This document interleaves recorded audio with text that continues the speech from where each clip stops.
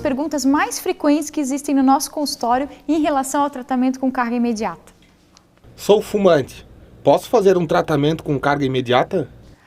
O tabaco tem sido frequentemente apontado como um fator de diminuição do poder de cicatrização e aumento das complicações pós-operatórias, com consequentemente infecção.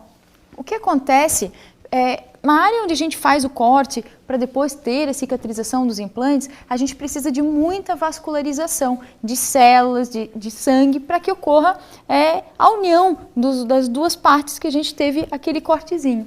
E o cigarro, ele faz uma diminuição dessa vascularização periférica, então diminuindo a quantidade de células, de oxigenação nessa região, fazendo com que ocorra até a necrose dessa região e até uma maior perda do número de implantes. Então, o que acontece no paciente fumante é que retardem muito a cicatrização. O que às vezes num paciente a cicatrização se daria em 7 dias, no paciente fumante, às vezes com 20 dias, a gente está com uma cicatrização razoável.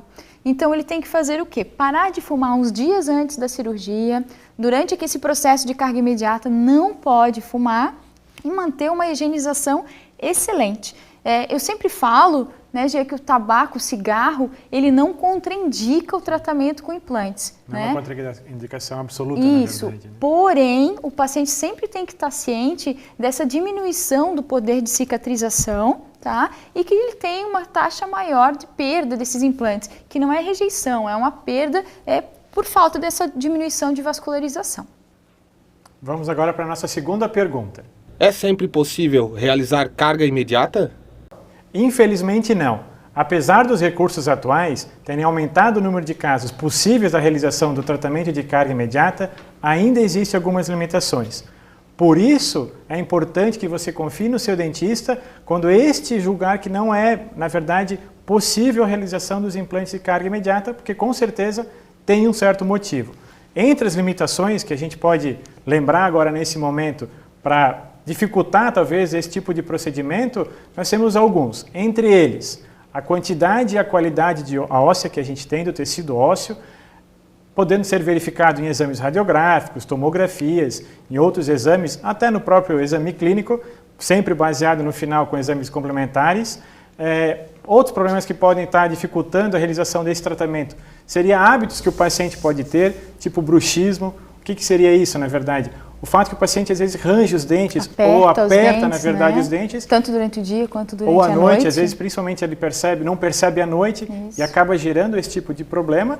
E ainda mais pacientes que têm algumas limitações, ou seja, doenças sistêmicas não controladas. Então, não existe, como a gente comentou agora há pouco, nenhum tipo de contraindicação absoluta com relação à carga imediata. O que a gente tem que cuidar, na verdade, é que esse paciente seja controlado. Por exemplo, o quê? Pacientes que têm diabetes podem fazer tratamento com carga imediata? Pode. Hipertensos? Também podem, desde que sejam controlados e a gente sempre pede um acompanhamento médico, uma orientação, para que esse paciente esteja bem assessorado, na verdade. Vamos à terceira pergunta? Quais os tipos de carga imediata?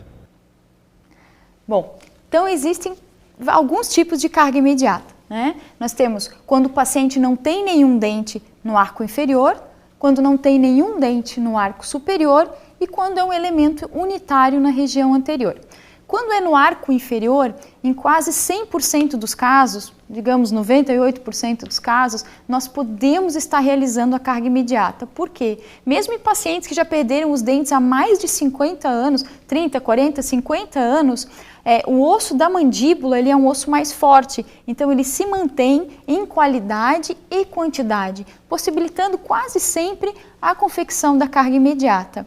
Já no osso da maxila, a gente tem um osso com uma qualidade, uma quantidade um pouquinho pior, então é um osso mais poroso, um osso um pouco mais fraco. Então nem sempre a gente pode estar fazendo carga imediata na maxila. Às vezes a gente é obrigado a usar mão de um tratamento convencional.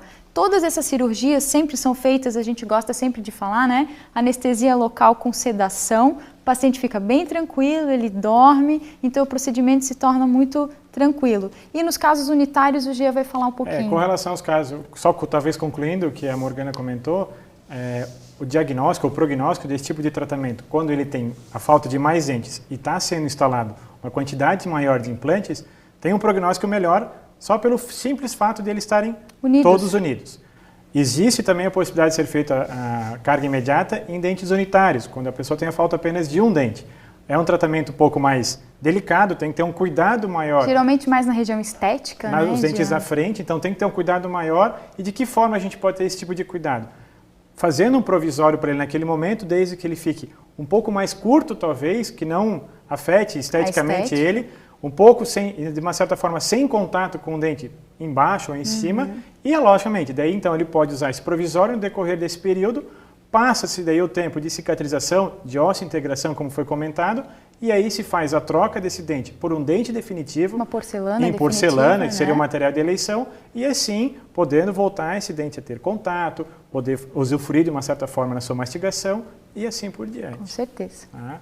Vamos à próxima pergunta. É seguro realizar carga imediata? É seguro desde que seja seguida uma avaliação criteriosa, desde o exame clínico, seja da primeira consulta, dos exames radiográficos que podem estar aí incluindo tomografias, panorâmicas ou até outros exames, e ainda os exames de sangue, na verdade, que seriam exames laboratoriais, que a gente possa identificar, por exemplo, alteração da glicose e assim está podendo encaminhar, se for o caso, esse paciente a um outro profissional da área médica e assim a gente pode ter a certeza que esse paciente estaria apto à realização das cirurgias com carga imediata. Vamos agora à nossa última pergunta. Existe rejeição aos implantes? Essa é uma pergunta muito comum no consultório, todo mundo quer saber se realmente existe rejeição aos implantes, então eu posso falar que não, tá? Não existe rejeição. O que é rejeição? Rejeição é uma resposta do nosso organismo em reação a uma manifestação de organismos vivos. Então, é onde a gente produz anticorpos contra um produto. Então, a rejeição dos implantes não existe, ele é um material totalmente inerte e biocompatível, favorecendo até a formação óssea. Então, não existe rejeição.